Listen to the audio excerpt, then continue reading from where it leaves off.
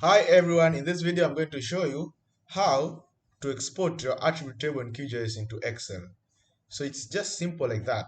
What you've got to do is you need to have your processing toolbox, which can be activated from here or clicking this Ctrl Alt T. That means from here you just need to search for spreadsheet here. So by searching for spreadsheet, that means double click here, export to spreadsheet, then input layers, parameters and log. In parameters tab, you just have to select. For instance, I want only for basin Mbweni. That means going here, then export formatted values instead of raw values, then save to somewhere, save to a file, so I'll know where I put it. I'll just put it somewhere in a desktop. Then I'll call it maybe AAA, for instance. And then save, then run. So by pressing run, that means close. So upon opening my desktop, I open this AAA, it will open here.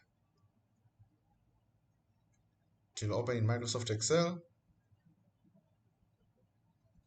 the attribute table in spreadsheet format. Yeah, so it had only these values only. So you can always cross check here, looking at the basin, the attribute table, you see only these attributes.